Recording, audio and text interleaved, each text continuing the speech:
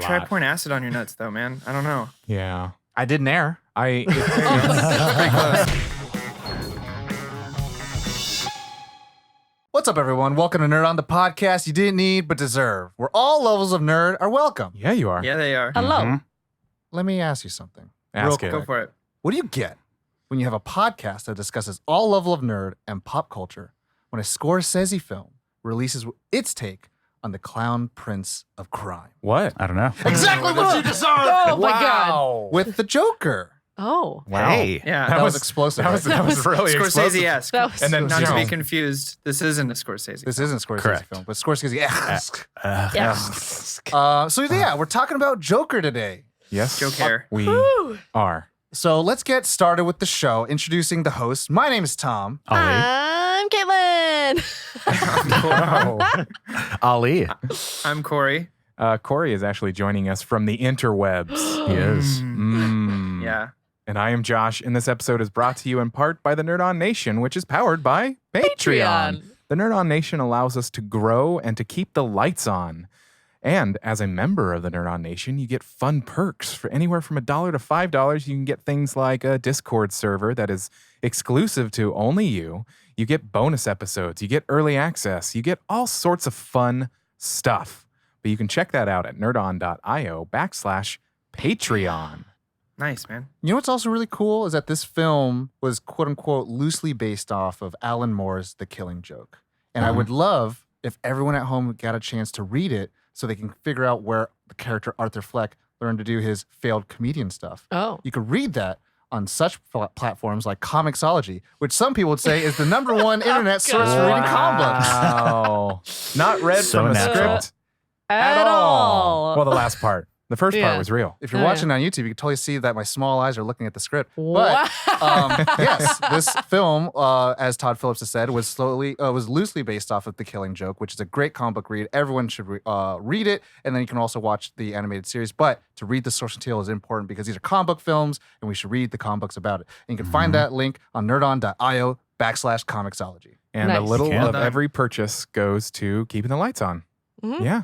That is the business, the housekeeping. Woo. We did it. We did it. Well So, Let's talk about this movie, y'all. yeah, but Oh you my know what God. we do, because this is a one-off and an Elseworlds. Okay. It's a Oh. completed Completed project.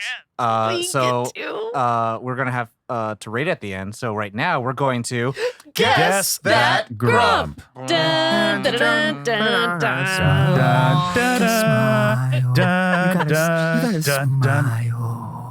God, that Wow. got really creepy right at the end. Yeah, it was. Appropriate. I don't know though. if I can continue this.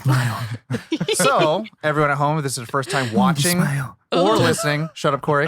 Guess That Grump is a segment of our show we'll do right now where we're going to guess who's going to have the lowest score in the group, being 1 out of 5, 1 being the lowest, 5 being the highest. And since I always explain, I'm going to have Corey go first, who he thinks will be the grump of this episode.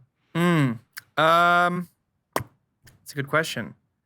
I think I'm going to go with Ollie. Ooh. Ooh. Oh, We'll see. my. Corey, Ali Popcorn. I will throw it right back at Corey. Oh. Caitlin. I think it'll be Ali. Oh. Josh. Easy 2 pick. for It's Ollie, fine. 1 for Corey. I think it will be Caitlin.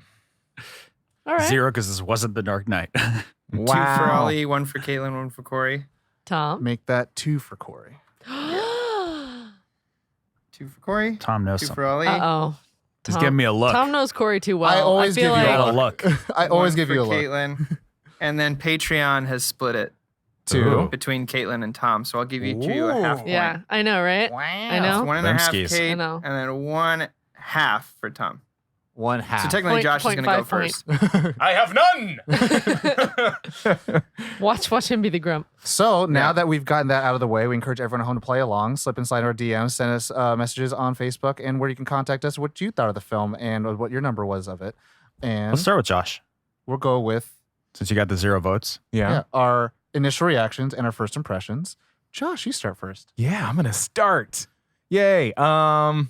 First impressions. I honestly really had no idea what to expect from it. Like the trailers was like, oh, it's just gonna, this is gonna be a very different movie than. Sounds like a picnic film. Yeah, sounds like a picnic film. And Yeah, it was. Wow. I walked out going, Bonnie and I, we both were like, whoa, that was much darker and gringier than I even had any sort of expectation Josh, for. did it Oh. freak your milk out? It totally freaked my milk out, Oh my God, I everybody. haven't heard that in forever. I was so hased out. Yeah, it was.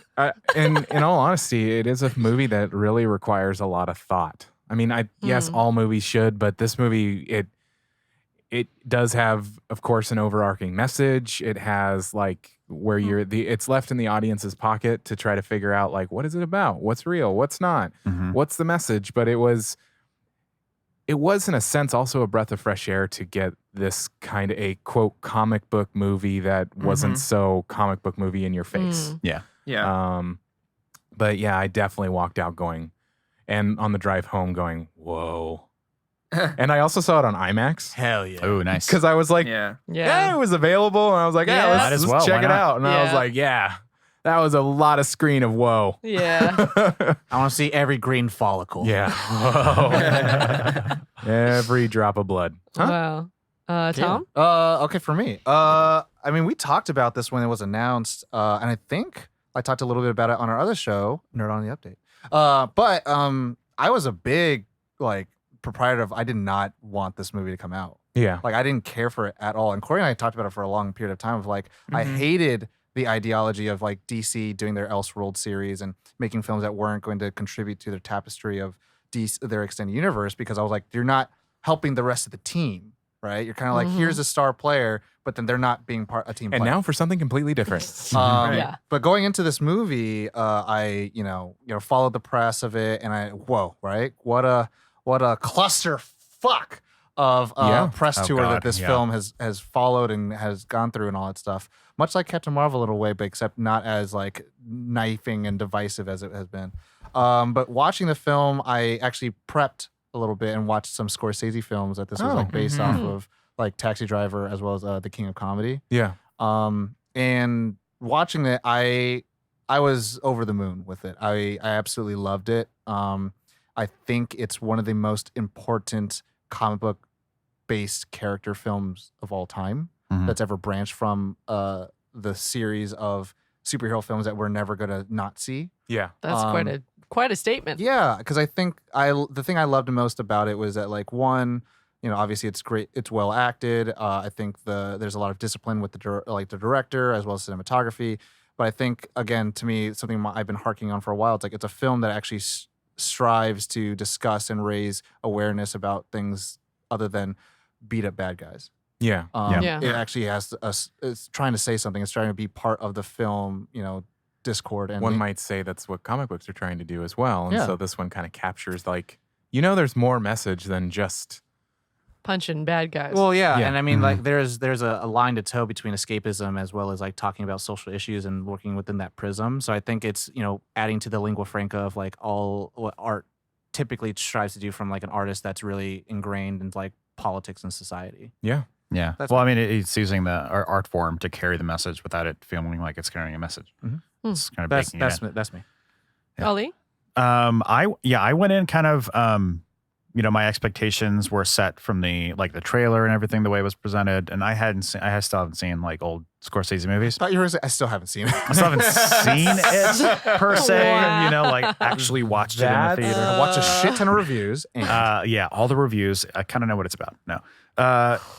I went in kind of like really intrigued, knowing that it wasn't going to be like a quote unquote superhero movie with like, and I was like not expecting Batman, to the point where like people were, I don't know if it was it might have been one of the reviews that were like, there's no Batman, or like people were complaining there's no Batman. Did you do that review? Oh, yeah. I was like, shh. This future foe guy. 500% of the reviews. Bat Lover 15 on Yeah. IMDb forums. Yeah. But so I was like confused. I was like, well, why were you expecting a Batman movie? Like, it's not like I Literally knew called Joker. it's called Joker, and it's like, I feel like they're maybe trying to work with the timeline that it's supposed to be kind of ish now, which they kind of did. that's the cool thing. like, It's a one-off, but then it could definitely work within It could work within it. So I was like, I wasn't really expecting anything. Overall, I actually really enjoyed this movie a lot.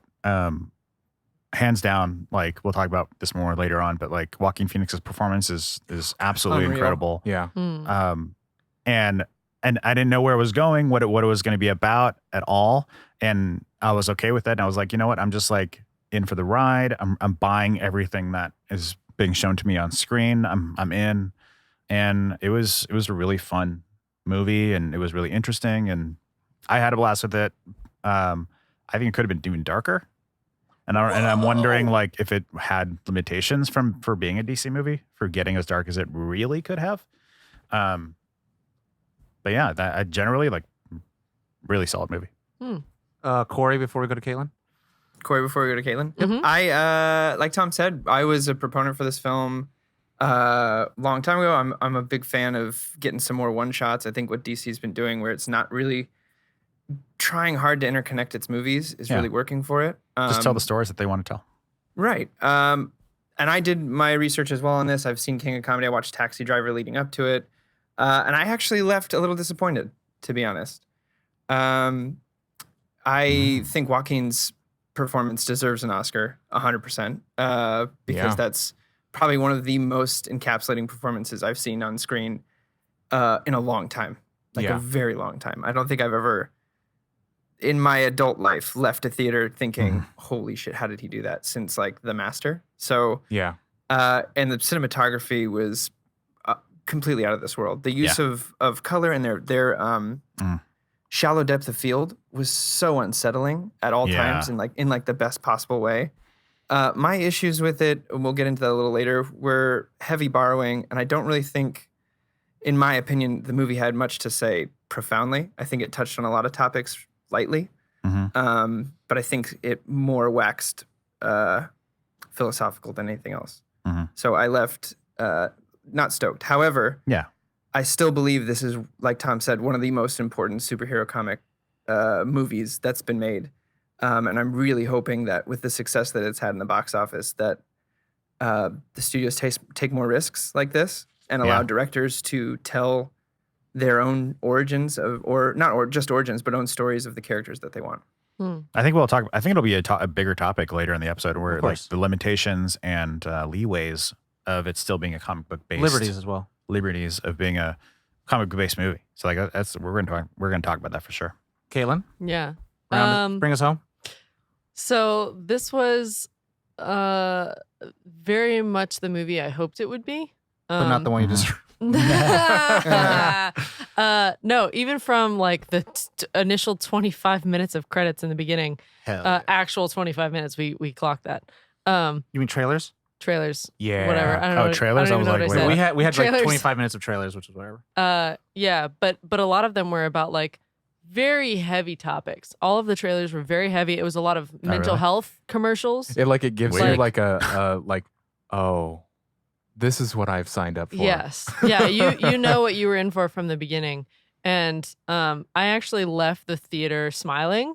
Like one of those smiles that like wouldn't go away for a while. I'm like, this is unsettling. I shouldn't be smiling this much after this movie. This is like maybe uncomfortable. But kind of the phrase that kept coming in my head is, well, good, now they know.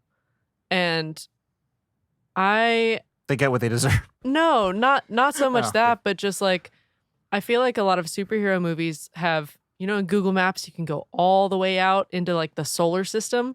That's how superhero movies have been. We are so removed from like the social issues that are happening on the ground with the people that live in the towns that are being attacked, that this was kind of like this is how these villains and people are created. This is why the crime rate is what it is in Gotham. This is how this came to this point. Well, it was very believable. Like, extremely. You watch the descent happen on screen. Gotham's lost its way. Well, yes, but also like it was great social commentary for everything. Like we finally got to zoom in with the Google Maps and see every fine detail on the green ground. follicle. Every green follicle, every blade All of the grass, moles, all everything. the moles. Hell yeah. Hell yeah. But no, I the pudding.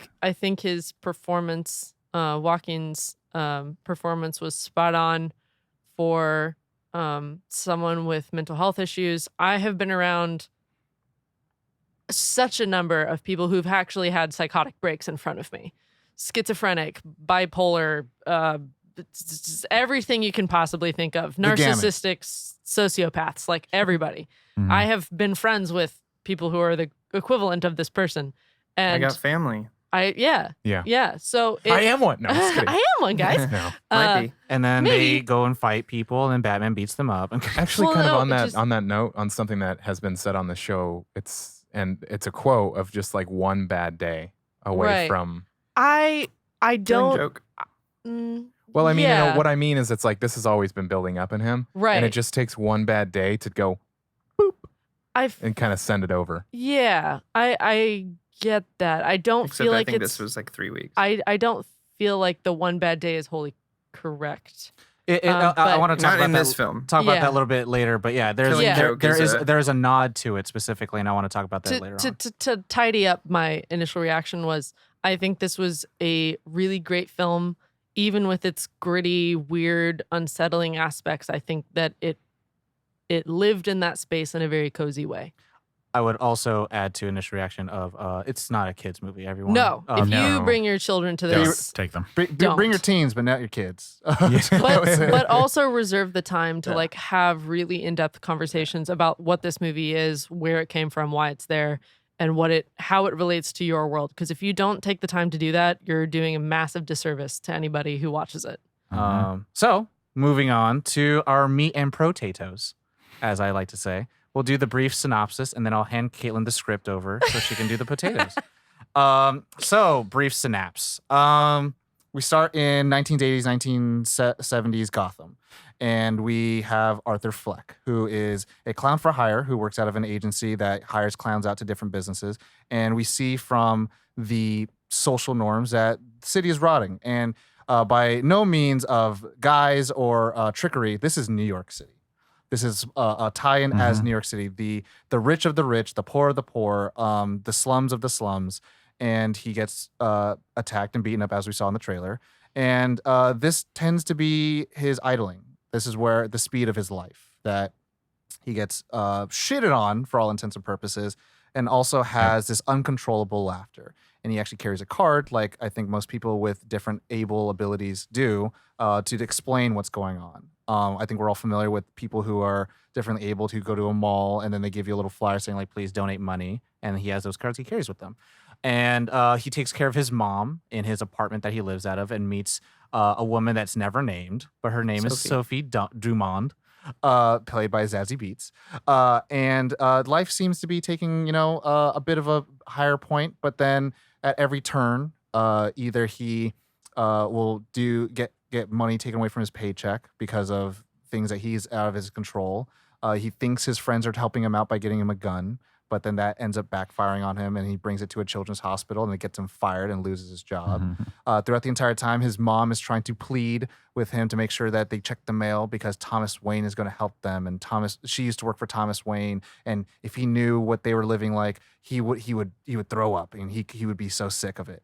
But he has gained some weight, and he is thinking about becoming mayor for this city that's lost its way. And then one night, when things are really down for Mr. Arthur Fleck, he rides a subway train and gets ganged up on Attacked. by three douchebaggy Wall Street Wayne Enterprise probably interns, and he uses the gun and kills them. He uses the first one to defend himself against the first two. One gets away, and then he chases the other one down at the steps of the trainway station and kills them. And then he freaks out, runs away, and then finds himself in a public restroom, dimly lit in lime green neon. Music starts to play, and he finds his center. He finds who he is, and he enjoys it. Finding his peace, not really enjoying it yet. This is the beginning of the chrysalis of the pupa to the great moth. And as story ensues, he starts going to do stand-up, and he imagines a world where he is on the Late Show with Jimmy Fallon. I mean, with Murray, played by Robert De Niro. And he does his first stand-up thing, and he bombs completely, but that's okay because he's on a wonderful date, and he's seeing that the Joker is becoming a symbol for the disenfranchised. And later on, we find out that one of the letters that his mom has been sending out is to Thomas Wayne. He opens and reads it and says that Arthur Fleck is Thomas Wayne's son.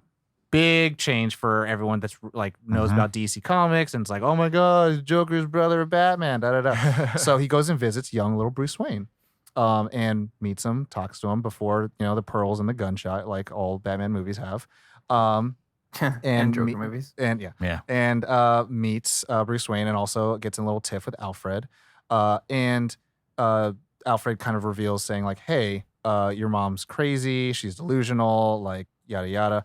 And slowly we start seeing the threads and seams of Arthur's life kind of being fabricated to fall apart into shambles. More insanity ensues. And we get to the point where police officers are investigating. His mom has a stroke. And he goes to Arkham State Hospital to get the records of his mother's admittance, but also finds out that he is indeed adopted.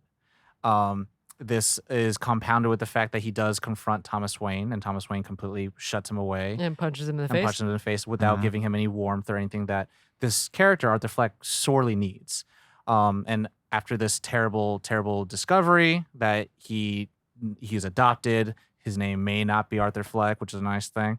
And his mom let him be abused for years, and that's why he was early admitted to Arkham State Hospital, and then now his social worker can't support him, so he can't get his medication. He goes to his loving girlfriend, Sophie Dumont, for us, the audience, to realize that it was all a figment of his imagination. And then he starts changing. He gets a wonderful phone call that he will be on the Murray Tonight Show. And then he decides to embrace the moniker of being the Joker after he kills his mother. And finds out that his life is not a tragedy, but a comedy. And he puts on the white makeup, and then his friend who gave him the gun, as well as his manager, show up. And then he makes his fifth kill. Not his manager. It's not his manager, it's just a friend. They're just two other clowns. Kills one and then lets the other one go because the other one was the nicest person to him out of everyone. Always nice to him. And then he goes to the Tonight Show and he sets up, and they're worried because of the bit. But he makes his grand appearance, and he tries planning on killing himself. Yeah. Do a knock-knock joke and shoots himself. But he goes in, he brings his book out, and he's just there to be made jabs out of from Robert De Niro's character. But then he finally has his break, his clarity of what do you get when you get a mentally ill loner mixed with a society that's forgotten about him, exactly what you fucking deserve, and shoots him on live television, causes mass hysteria. At this point, Gotham is in riot mode. Protest, everything, fires. Cars on fire. And so he's arrested and saved by another person wearing a clown mask. And much like a Jesus fashion, is pulled out of the car, laid on top of the police car, and rises to see his many followers as he has become a symbol of those who need to fight against the disparity between the rich and the poor. And it ends with a flashback to a time when he was in the Arkham Asylum and laughs at a joke that the recorder wouldn't understand. Credits. See, I didn't think that was a flashback. And no, that's a forward. That's a forward. Yeah. Flashback, flash forward. And kills her. And kills her and walks away. That's it. Credits. You forgot about Crime Alley. Oh, Bruce Wayne's parents died, the pearls and all that stuff. Wait, that's how they... No, I'm just kidding. Shout out to David Bayer and the Capes of Crusaders. He hates that. Yeah. So, did that work for you, Ollie, since you haven't seen it yet? Oh my God. I think I got the idea now. Yeah, Oh, yeah? cool. So, moving on, the potatoes. Okay, so production. It is distributed by Warner Brothers Pictures. The directors is Todd Phillips, who did Road Trip, Old School, Starsky and Hutch, and The Hangover. So this is a pretty big departure from The Hangover. So producers is Bradley Cooper, who did American Sniper, War Dogs, and A Star is Born.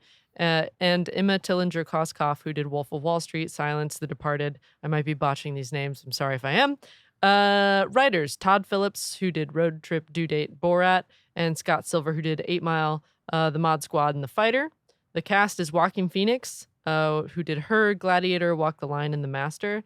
And Robert De Niro, who did Raging Bull, Taxi Driver, Cape Fear. Zazie Beetz, who was in Deadpool Deadpool 2, Atlanta, Lucy in the Sky, Francis Conroy, The Aviator, 6 Feet Under, How I Met Your Mother, Mark Maron, Almost Famous, Glow, and Maron, and Brett Marin. Sorry about that. Okay. Like I said, and Brett Cullen, who did The Dark Knight Rises, Ghostwriter, and Person of Interest. This released on October 4th of 2019. Runtime is 122 minutes. Budget was $55 million. And 94 million domestic, 234 million global. A Rotten Tomatoes score of 69 for critics, 91% audience score. Nice. Bang, bang. Critics and audiences have different opinions. Very. I think. Sometimes. Some just like Venom. Man, these two villain movies making a lot of money for critics and audience. I know. So I do want to take a moment and talk a little bit about the social awareness about this film. Like I was talking about in the beginning, there has been like a weird marring of the press junkets and all that stuff. Yeah. It won at the Venice Film Festival with the top awards, Golden Lions and everything. But Todd Phillips, in a paraphrased way, I think a publisher released an article saying that how he decided to stop doing comedy films because it's hard to do comedy films in this quote unquote woke culture. And that completely Bullshit. Destroyed a lot of the credibility that he had. But I think in a similar way, I think he misspoke and misstepped because I think what he's also trying to talk about how is something that Bill Burr and Dave Chappelle also talk about, like, and Joe Rogan as well, that they're comedians and it's so tough to actually joke about anything nowadays. And it is this like, we're so willing to attack things and The cancel culture. the cancel culture. I think there is a line to toe between the two. And I think he definitely stepped on some people's toes, especially with that. He also went on a whole rant about the leftists, and it was a weird article. There's a lot of agenda with it, but later on this got compounded with Scorsese's comment recently that he said that the MCU films are not cinema, and kind of saying like how they're loud and odious and they're a carnival, X, Y, and Z. I do want everyone at home to be listening, and to our namesake of Nerd On, where all levels of nerd are welcome. Let not the words of few destroy the things that you love. They don't. They're not coming into your house. Martin Scorsese didn't say MCU films are not cinema. Came to your house, destroyed your $549 Infinity Gauntlet saga, and said you can't watch this anymore. Todd Phillips didn't say you can't Booksmart doesn't exist because that's a film that is a comedy with woke culture. An amazing comedy. So let that not be your deterrent for watching this film because I think the film is greater than the sum of its parts. And even though Scorsese didn't produce it, he did have a lot to do with the film. But yeah, I think it's just kind of interesting. I think a lot of people are willing to attack things before they even watch it. Ali, you've talked about sometimes media, and we talked about it with Captain Marvel, and sometimes that affects things too. And it's tough, you get toxic fandom left and right. You get toxic fandom for men and for women. You get toxic fandom for everything. So it's like, just let the art kind of be its art and let's find its way. Because I think, again, the film speaks for itself, where it's more than, it's not trying to say we're an artsy film and we're going to win awards and we're better than Marvel. It's as if Kevin Feige said the Joker film is not a comic book movie. And I don't think that's a dig, right? Because it's not. To me, this is a film. Yeah. And that shouldn't be a bad thing. It's like as if Gordon Ramsay said to Josh, hey, In-N-Out isn't fine dining. And then he goes to your house and destroys In-N-Out. No, In-N-Out is still you slap Gordon Ramsay in the face. In-N-Out is still great food, but it's not fine dining, and that's not a problem. So I don't know. I kind of that's just don't agree your with opinion, that necessarily. Yeah. I mean, I would say the thing is what each film and each art piece are trying to achieve doesn't take away from the fact that you can still enjoy it. And I think labeling things of this is a cinematic masterpiece. Kevin Feige is responsible for the largest franchise in human history. And I don't think anyone could take that away from him, or anyone could take that from Marvel. So if he were to say Scorsese said that, and Kevin Feige went, okay, sure. If Feige said we don't want to be bleak, whatever you say. If we don't want to be bleak and dark, then we don't want to be bleak and dark. And I don't think that's what hero films are. Doesn't take away from the fact that Dark Knight is still one of the greatest trilogies of all time. Right. So and doesn't take away from his films either. Yeah. So everyone at home, we can discuss it, but let's discuss it in a manner that is conducive to us still loving the things that we love. Don't immediately cancel it just because of like Joker random said, things it's all that come up. subjective. Yeah, it is. It really is. Subjective, Murray. It is. Murray. With that, I mean, going back to Josh's point, one bad day. In the film, I've had I've had a hell of a week. Yeah. And I think that's compounded with that nod to Killing Joke because it is, in the book, he looks at Batman and says, "You had a bad day, and I had a bad day, and that's all it takes." And Joker in this film, what it's trying to say is, all it takes is one bad life, because this is bound it's to happen. nonstop for him, And it's happening all around him. And I thought it was just kind of really poetically done, where again you're throwing it into the real world space, and there's nothing supernatural about this. This is a world that we live Except for in. the super rats. I feel like I know I love that though. I feel like what bothers me I did not. about the one bad day thing is like you can have one bad day and make a bad choice on that day, but every choice after that is not the result of one bad day. Well, that's the result of Wait, can I ask, have you read Killing Joke? No, I'm just talking about the general like I've heard one bad day for a lot of movies in general. I'm not talking about this specifically. I'm just saying the blanket statement of one bad day. In this prism, it works because One bad day it's an once homage. It's an you've, homage like, to built the up to source it. material, but you'd prefer this adapted work because it's more realistic. Right. Yeah, and I mean, that's the thing with the comic book. It is, it's the comic book world. But I think also, everyone at home, just to kind of like, pull the veil back. If you didn't catch it, I'm going to hit you over the head with it. He doesn't fall into a vat of acid in terms of the Joker. He falls into the vat of society. And like that's what changes. Which is great. And like society is more corrosive than any acid could ever be. Yeah. And that's the really changing factor that I loved and I picked up on. Not physically. Yeah. He can be physically. He got punched in the nuts. He got kicked in the nuts a lot. Yeah. Yeah, try pouring acid on your nuts though, man. I don't know. Yeah. I didn't air. Oh my God. That was so much more information than I already needed to know in my life. Next stop is icy hot. Little chestnuts. Anywho. Icy hot. Yeah. Anyway, please. Well, I please. was gonna say, I mean, it really, like I said, it was a breath of fresh air in a sense of like somebody who has dealt with mental health things and has seen it personally and have seen people. I mean, it really is. I mean, life compounds, and it really. I'm gonna kind of weave this kind of into favorite parts and just a sense of like explaining some of my favorite parts. It's more of an overall aspect that is my favorite part is the slow decline, so to speak, of just the compounding of events that just kind of add to his psyche basically snapping. And you feel for the guy. You feel for him, and it's a breath of fresh air because to an extent. Yeah, to an extent. Sorry, I lost my train of thought. Way to go, Corey. No, it wasn't me. But it comes to a standpoint of like all of these people have stories. These bad guys, quote, have stories. And it's cool to see the story because he makes you can see it in his eyes when he makes a decision at some point where he's kind of found his peace. And one of my favorite moments of that peace is actually when he kills his mom. And what I really appreciate is that I think that they used a different take for the Everyone trailer. Home, don't kill your mom. Don't do that. Don't do that. They do a lot of things in this movie. It's more so like the take that they used in the trailer, I can tell was different than the take that they actually used in the cut. And I really loved the cut because it was just so, I almost want to say serene when he's like, I've realized that I used to think that my life was a tragedy and I realized it's a fucking comedy.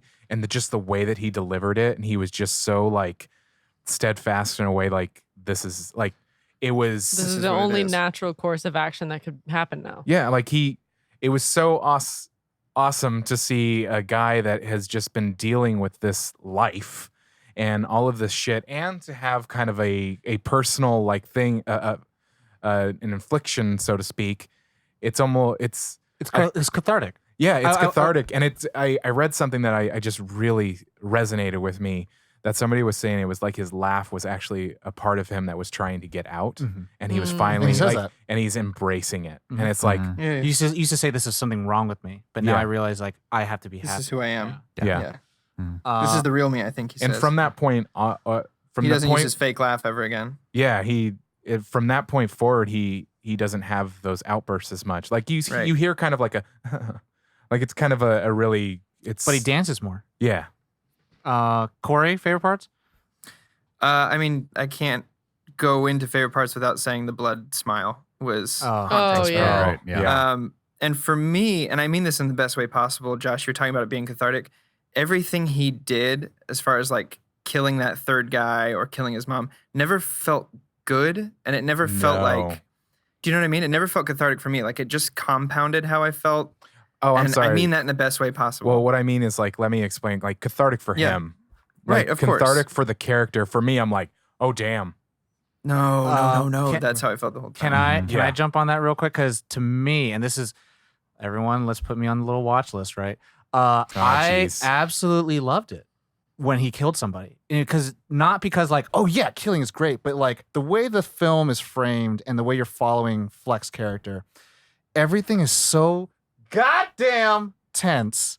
Yeah. Until he kills somebody, like the music starts swelling, the shots are just like claustrophobic on him, and so it's like you feel like there is. And in film language, like it's also like when you get two characters who are gonna obviously bone in the film, like that's called sexual tension. This is like anxious, murderous anxiety that you're having, where it's like someone's going to die, and I don't know how or when it's going to happen. And so when it's going to, and so when it happens, I'm like, oh, cool, it's over. Because like also the character is kind of at peace too. And for me, I'm like, oh, I mean, yeah, go ahead. Like Sorry. to me, I was gonna say because the first two guys were fine, but the third guy he chased down, I was like, but even though with the mom and then also with the other guy that he kills, I was kind of like, something's going to fucking happen. And then it's like it happens, like, and then but the thing is like it's crazy because like he has a smile on his face, and then it's kind of like it's weird because it's kind of like his external demons he's kind of extinguishing, and then he's just kind of like embracing, and it felt very to me like that was cathartic for me, like to see him so tortured and so destroyed, and then all of a sudden he's actually able to release. It felt good because he's holding it in. Like the first time he shoots a gun, it's on accident. Every other time after that, it's intentional. And so like he's using that kind of found power that he shittily got to exact vengeance on the world that's done him terribly wrong. And it's, to me, that was like an interesting experience that I had throughout, where I was just like, oh fuck. And then also when you had, I was like, oh, this is cool. Now the rest of the story is going to continue. See, I think I only hesitate with the phrasing that's being used of like, yeah, it was awesome, it was cool. It's like we're not glorifying. It sounds like we're glorifying it because in a way we are right now, which is not me. I said I didn't like it. I know. Corey's safe. But I just want to talk about like. I want to talk about that a little bit because I know like several people who have issues with this exact kind of thing of like, oh, it was so great, it was so cool when they murdered all those people. It's like that's not what we mean. That's not what we mean, and I don't want it to be taken out of context. The throes of the story. It's within the throes of the story, but it's also like as a narrative. Well, it's like effective filmmaking. Yeah, like that's more kind of that like this person has been trapped in a corner, and getting to see them get out of that corner by whatever means necessary is what is comforting. I mean, look at John Wick. Us. Right. So we like John Wick. Things are fine with John Wick because he seems like he's got it together and these people are coming for him. Mm-hmm. But in Joker, these people are coming for him just as bad, but also casting him aside in the same way. And he is literally clawing his way out of that situation, and he's trying to make his own world. Breaking those boots. And that's why that's why we use the words like cool and awesome, because it's like he is just trying to exist in a world that has no space for him. Yeah. And as a lot of nerds, we can relate to that aspect of wanting to get our own space. And that's not a good thing. There are better ways. I'm sorry. No, I was going to say, when we say cool and awesome, it's not the actual act of someone dying. It's the storytelling that's happening. It's the storytelling that's happening that's cool. I just want to make sure that we clarify that, because there is no glorification in killing other people. Yeah, that's not cool. Don't kill people. I want to speak about that too, where there's a lot of, been reviews are saying like this is an irresponsible film and, it's glorifying a murderer. And it's like, it's not. And I think that's an irresponsible claim. That is what happens when you don't. That's what happens when you don't discuss what the film was actually talking about. And so, I mean, again, we're seeing this character. Again, this is a character study film. And so it's not a narrative arc where it's like, he wants this, he's going to get that. And then by the end of the film, he's done this and he's changed forever. It's more of like, this is Joker. We're character studying this character, this DC character. And then what we're using the lens of is the real world. Is that how does this fantastic clown prince of crime exist? I agree 50% because I think there is a narrative, and I do think that there were some messages and arcs that were put in there on purpose. I think there's definitely arcs, but it's not like a typical where it's like. Can you elaborate on which narratives and arcs, just so we can fully flesh that out? I mean, just his arc as where he starts to where he ends up is a complete character arc as far as a narrative goes. It's not just a character study of this one. Usually character study is just of someone who from A to B doesn't really change a whole lot. Right. There's also no, go ahead. To add to that, it's kind of like you don't know what the character wants at the beginning of the film. And so that's why I'm saying like it's not a typical right, which is why I said narrative. 50-50. It's well, 50-50. I feel like you kind of do though. Yeah, like I guess I'm like 50-50. Yeah, it's a 50-50 thing where it's like it's He wants to be noticed. It's both and hands matter. a little bit. It has both hands in there. But back to favorite parts ish. No, well, and I like in my discussing that those are my favorite parts of like getting to see him Those find releases, his confidence. those level ups, Oh God, I don't know how I feel about just that. to make it even worse. But no, the finding his confidence was comforting, but the way he did it was not, which is what makes this unsettling. Because a friend of mine was also saying that this film shows the disparity of like the disenfranchised tiny like minority group and then everyone else, and basically puts you in the position of everyone else. I mean, when watching this. Yeah, I mean, the interesting thing with that, I think, is that the disenfranchised and minority is actually the majority. Right. And it's that we feel like we're part of one kind of tribe the point, and then the other tribe. And the thing is, like, it is always them versus us versus, like, and that's a political topic where, like, Thomas Wayne's point, it's like, you know, he calls people clowns, and then it's like, and then the news anchor says, like, this was his quote unquote apology about it. And he says, like, well, they need my help, and I'm the only one that could do it. Versus, like, we need to be better. Right. And we need to help each other. Right. And saying, like, we are a universal tribe versus, like, we are. Besides, I am your white knight. Shut up and let me help you. And again, and that's the thing where, like, there is a prism that everyone looks through. Like, and so from one, you know, demographic of class status looking at the other one, they all look at each other differently versus, like, just realizing we're all part of the same whole. Yeah. I think that. I like the movie. That's the thing that I like is my favorite part. But I like that this movie is giving you, because cancel culture is kind of so much of a thing. This does give you that different for the view. Uninitiated. Yeah, Where's I was cancel just going to culture? ask, what did you just say? Cancel culture. So like the moment something doesn't fall in line with what is morally correct Go according to plan. Go according to plan or acceptable, it is canceled. Like, they are not allowed to talk anymore. They will dox them. They will hunt down their family members. Mistakes. You are not allowed to make a mistake. So this is kind of, this movie, I feel like, for me personally, is coming in to that view of, like, what are things like for that person that would just be canceled? Like, his first, you know, performance, he would have been like, he sucks, he's done, that's it, okay, at, like, Pogo's. Yeah. He would have been, you know, if he had said one off-color joke, he would have been canceled forever. But the movie goes on after that. Like, I may not be articulating this very well, but no, it was good. No, it makes sense. That's good explanation for me. Yeah. So just that it takes on a very different view of society and people who don't fit the mold very well. Yeah. Ollie, any favorite parts? Mine was the subway scene. Well, first, my actual favorite, one of my favorites is the How many actual favorites do you have? I don't know. There's so many. One is the bus for sure. It's when you first see the laugh. Okay. Yeah, come through with the kid, and like first like entertaining him, and then like his mom asking him to like not don't bother my kid, and then like the way he reacts to it, and then slowly that builds and comes, and like I just think that was like a really impressive moment acting wise for me.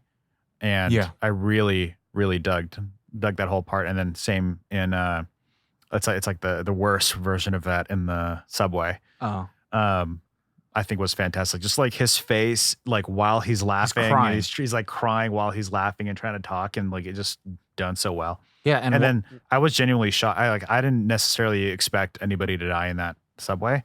So I did. So that was that was. Well, I guess maybe just the moment of it happening was the shock of the gunfire. Like I wasn't expecting that to happen like immediately. Like I knew he had a gun or whatever, but like I didn't think of like they took away his bag and it was happening so fast. I didn't think like he would be, you know, agile enough. It catches you off guard, which I think it catches you off guard, which I think was well, cool. I mean, it's for me. Go ahead. kind of on that point is like Tom has said, it's like I know something's going to happen. I don't know what, and I don't know how. And The so whole it was, this situation's whole tense. movie was mini events of like, I know some shiz is going to go down right now. I don't know how, and I don't know what exactly. I agree with the. But it's about to get real. Yeah, but I agree with Corey with the final chase down. I think that was a little strange choice in the way it was shown, and like him like trying to catch him through the elevator, through the doors or whatever. I think it made sense though. It made sense, like he wanted to finish off any survivors, or like, but then like it doesn't seem like it's something that he would be concerned with necessarily. I think again, we're talking about the Joker, and we're talking right. To me, so it's hard to build. It makes sense, but because like he is a killer, and I'm not supposed to like feel for him that much because like him first two self-defense, second one he chases down, he kills him in cold blood. Yeah, and it's like to me, I'm like, yeah, that makes sense because like he is going to become this killer. Yeah, and like he is not, or the one that inspires. And he is not. No, like the killing made sense. It was just the way. Like I wanted him to be more like breaking more or something like have to build up the courage to chase him down. For me, that would made him more too. That would have made him human. For me a little bit too heroish. Too heroish because it would have been like he's only defending himself. Like so far, like and that at that point so far it's been like he's only defending himself. Now it's like but he's now making a decision to become evil, and that's okay. Like because again, this is a fictional character at this point. Yeah. It made sense for him to me ever since he did the like dancing around and the moment he did that switch of like him and like shoots at the wall and like scares himself. But even then he immediately covers it up and he was like, that was fun. Like the chasing him down and killing like the little bob and weave. Part of the evolution. It was just like, oh no, I'm playing now. Like we're having fun now. And that was where the switch came. Like I think if he thought about it too much, that he wouldn't be the Joker. Yeah, true. Yeah. Corey, you were going to say something? Well, it's just that scene for me isn't on my favorite list just because it was too telegraphed in my opinion. I remember him having the gun in his pants in the hospital, so I know where he keeps it. These three characters were too obviously the like, the white rich guy's jocks. Yeah. And they're going to harass him and they're going to get shot. So for me, I don't know what I would have changed. I don't have an answer for that. But it was a little too, here it comes. And I knew what was going to happen because he has the gun in his pants on him. So it's too predictable. I didn't not like him chasing the guy down.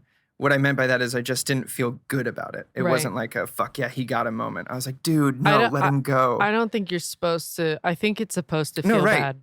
No, that's my point. Yeah, like I was just that was my second point to my sentence was that it just wasn't my favorite scene because I literally leaned over and said what was going to happen. Yeah. Next favorite part for me, since go. would be in the club when he's taking notes at Pogo's. Oh yeah. And he's laughing in between all the jokes. His fake laughs. Well, again, his laugh from the card is that he is opposite. His laugh comes out of opposite of what the emotion of the room is. And so he doesn't understand. And so everyone's laughing. It's a condition. I think he understands, but it's just a condition that he has. Right. And so, well, if you listen to that though, it's his fake laugh. Yeah, I mean, like it's his condition. So it's like it's part.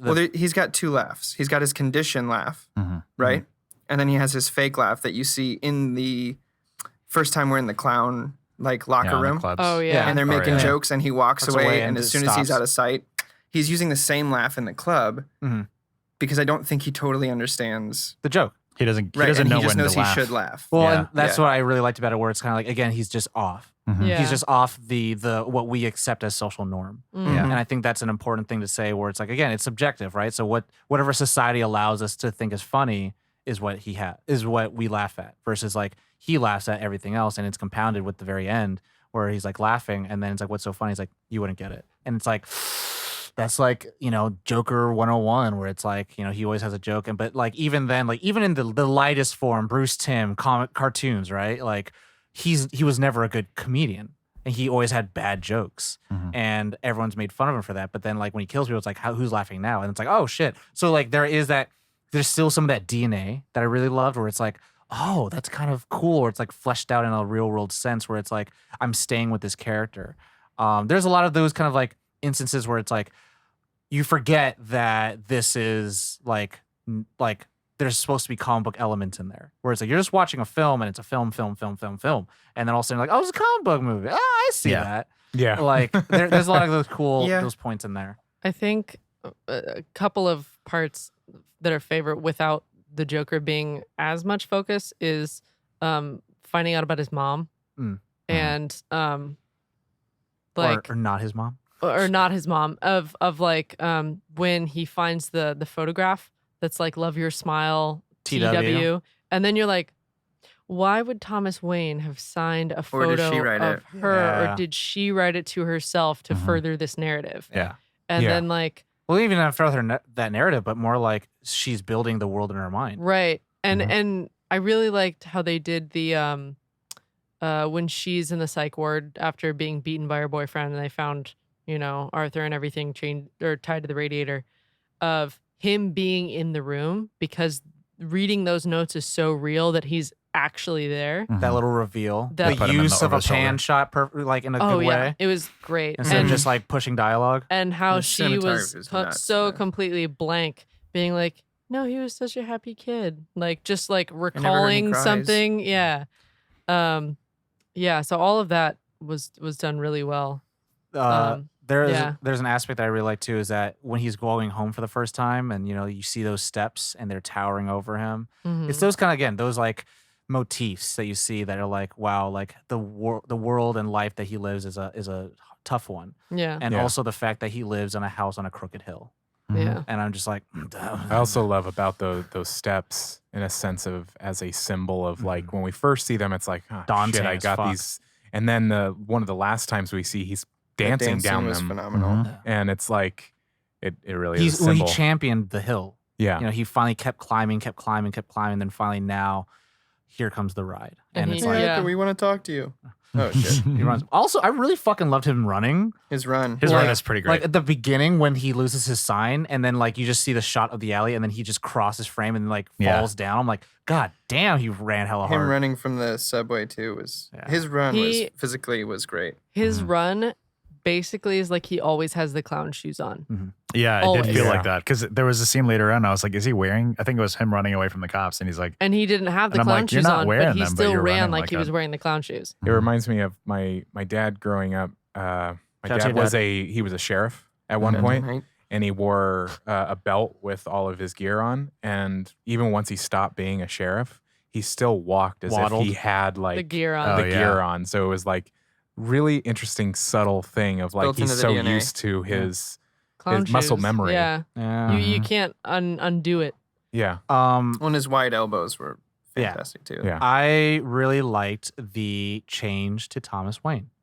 I thought I wouldn't like it Ooh. because I was like, but Thomas Wayne's supposed to be the good 1%. And but I was like, it serves a story in the sense of like in a world where the number one family who's supposed to be like the old money of this city, like imagine if there was an old money of LA and you find out that there might be implication that you're related to them and you don't want money, but you just want acceptance into that family because your family is gone now. Right.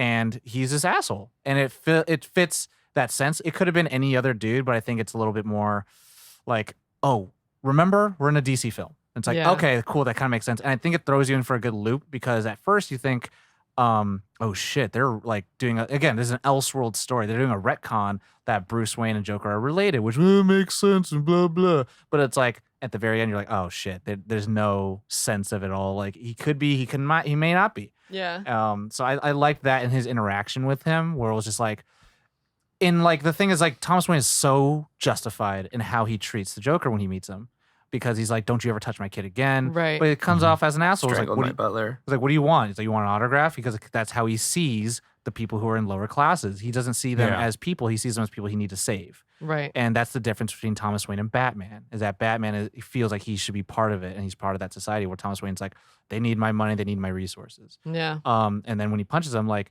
again, you feel conflicted, which I think is a good thing to do. Because again, I think what the film does is that this isn't a superhero film. This is not even a supervillain film. It's a people film, really.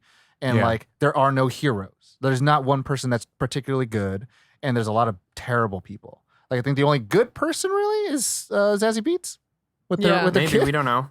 Maybe she could be terrible. As far she could as be we terrible know, mom. because also all of the Yeah. things that we knew She about wanted to kill her, herself in the elevator. Yeah. Yeah, she wanted to kill herself in the elevator, and that's kind of all we actually know about her because everything else was constructed. Yeah. Which is a little nod to Taxi Driver Oh, okay. Mm-hmm. at the very end.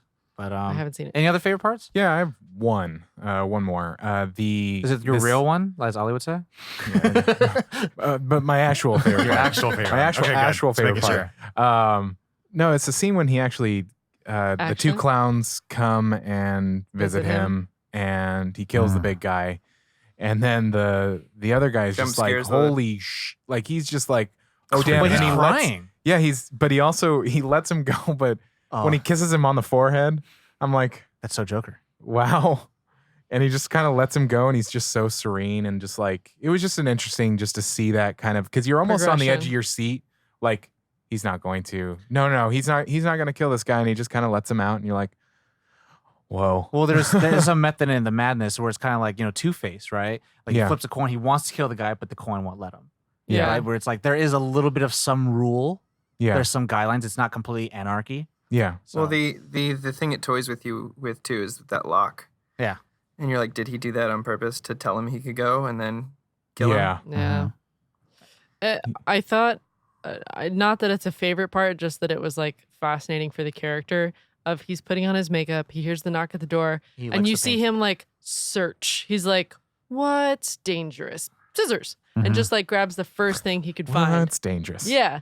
Like, I thought that was very par for the course of. At this And when point, he's kinda like- At this point, he's fully in it. He's like, I can kill anyone with pretty much anything. Scissors is fine. And I'm gonna again, kill myself on TV tonight. Doesn't matter. Yeah. And he has such a clarifying. It's interesting to watch him kind of react to the other guy, and he's like, oh yeah, that makes total But sense. then his arms are Yeah, spread out, yeah, and then he's just yeah. contorting them. Yeah. that's- I completely thought that he was gonna go on the show and then do what he did in Dark Knight Returns and kill the entire The audience. entire audience. And I was like, Mhm. oh my God, are we gonna like, and that to I me, did too. I was like, are we getting that? well, so Yeah. like the tough thing with that is like, how would he do it, right? In the Dark Knight Returns the animated film, he does it with poison gas, right? It would, to me, I think, be a tough line to cross, I'm so glad they didn't do it. especially course. if he had like a semi-automatic weapon. Oh. Like, no, that's no, a little, no, no, like no. it's a Yeah. little tough to cross. But like the fact the way that you knew something was going to happen, and then Yeah, they how showed it the gun. happened. Chekhov's gun. Yeah, and then so you're like, is he going to kill himself or is he going to kill? Because to me, I knew for a fact that he's not going to kill himself. He's going Right. to kill Someone either everyone else. or he's going to kill somebody, right? And so the way they did that, it felt like this big giant burst of like, we're getting it's that tension building of like what Arthur Fleck has been going through. Right. And he's just, he says that line, he's like, what do you get when blah, blah, blah. And it's just like this crazy climactic moment where it's like, boom. And it's like a release. And it's like, Joker is now in the real world. Joker is now dancing on TV, telling people that he exists. And it's a crazy moment. But like, I was just like, holy shit, if they do fucking Dark Knight Returns, it's crazy, which in an interesting way, everyone at home, I don't know if you remember 2012, there was an Aurora shooting at the theater during The Dark Knight Rises. Yeah. Mhm. And the parents pleaded to Warner Brothers to not screen Joker there. And they said yes, they were not going to screen the Joker there, which I thought was really tasteful, which again, it's like, I think it's a tough thing with the subject matter of like, this is character and that he lives, permeates through mediums and genres and stuff like that. So Yeah. Even though, there's a whole thing where the kid had nothing to do with Yeah, Batman 100%. Joker. He was Nothing. looking for the fullest theater. yeah, 100%. But But happened to be Batman. it just, it was so close to home at that point, and Yeah. that's kind of the Yeah. interesting thing, again, for the good and for the bad. One And- more. Yes. Okay. It's more so the experience of that scene when he kills Murray. Mm. It was more so an audience experience. The whole audience just went, whoa! Yeah. When you were in Yeah. the theater? Yeah, and in the Mhm. theater. It was just a fun experience in that. Everybody's reaction. And something I want to put at the cap of favorite parts, just because we've been talking very excitedly about a very murderous clown. We always say that, if you want to talk to us about whatever we're talking about, definitely hit us up in comments, emails, whatever, especially for this film and how we're talking about things. If something perked your ear and you're not cool with how it was said or how it was phrased or whatever, make a discussion with us, please. We want to talk about this stuff. And we don't want anybody out there listening to feel like, oh, they said that one thing that one time and I don't like it. So like, please discuss with us. That's what we want. We want to talk to you guys about the intricacies of this stuff. No cancel culture here, baby. No cancel culture here. And we can have differing opinions. That's totally fine. But we want to be open and have discussions about that. This is the point of the show. But my preferred method of conversation is sliding through my DMs, please. Thank you. Yeah, there's Tom. Favorite, including the things, yes, the people that we like the most. yes. So favorite characters? Favorite characters? I mean, other than the titular character? I don't know. It's hard because there aren't. One of There the things I aren't very like is that many. there aren't very Not- many not a characters big to choose cast, from. yeah. I like Clark, the administrative guy in the Arkham. Yeah. Actually, I really did like him. I mean, yeah. Do we want to go? He's from Atlanta too. Yeah, he is. Oh. Yeah. Do you want? Let's do favorite characters other than Joker. Yeah, that's fair. Oh, geez. I know, right? I like I Gary. don't know if I have one. Gary? Gary was his short friend. Oh, okay. Oh, yeah. Yeah, he was nice. I did He's like the nicest guy Gary. there. Little person. It's so hard to have a favorite character when most 95% of the focus is on Joker. Yeah. And the other 5% are kind of pieces of shit. Yeah. Yeah. There aren't that many people who are portrayed as good people in this. So it's hard to say that you like anybody. You know what? I do like Clark. You know why? Because Arthur Fleck starts kind of divulging. It's like, I did something real bad. I messed up and I got away with it. And I thought I would feel bad, but I don't feel bad. And then he says, I think as everyone should say, it's like, hey man, I'm just admin. I just, move these things back and forth. But you should talk to somebody. Yeah. Oh, the clerk, Carl? Yeah, Carl. But to me, that's also comes, double fisted with the fact of he says, you should go see somebody. And then Arthur has to come back. He's like, why? Because they'll cancel all of the support that actually people need. It's like, true. It's like, Yeah. Oh, he just goes, they canceled the. Yeah. There's no funding left. Yeah, and it's like, that's true. He was talking to somebody about it. But the thing is also, Kind of. was that person really paying attention to what he was saying? Yeah.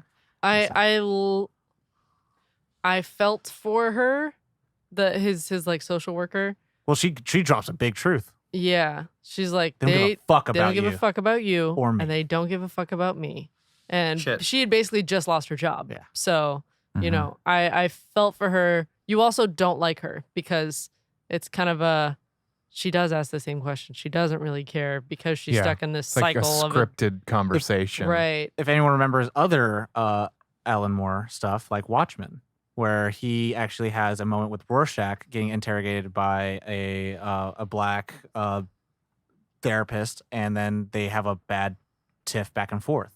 And it's more like, again, it's not that he's black, but it's the social differences. It's like, you're fat, you're wealthy paid, and I don't like you. And it's like, Jesus Christ. But again, that was during that time. Right. And it was just kind of, again, drawing the line of the social norms. Like, you see me as this disease. I see you as the reason why we exist. Mm. And it's like, oh, God. So it's tough. Just like picking a favorite character. Yeah, I don't know if I Yeah. have one. I don't know if I can pick. The music. I guess. The music. Murray. The music Sure, is your- that's a character. You guess Murray. Murray, yeah. Yeah. I don't really have a secondary character. I was like Tony that guy, Bennett Light. That chick. Yeah. I would probably have done Zazie Beetz if they gave her more things to say. yeah. If she had dialogue. If she was real. If she was actually real. Yeah. No. And there. I have a whole thing about that. Oh. Okay.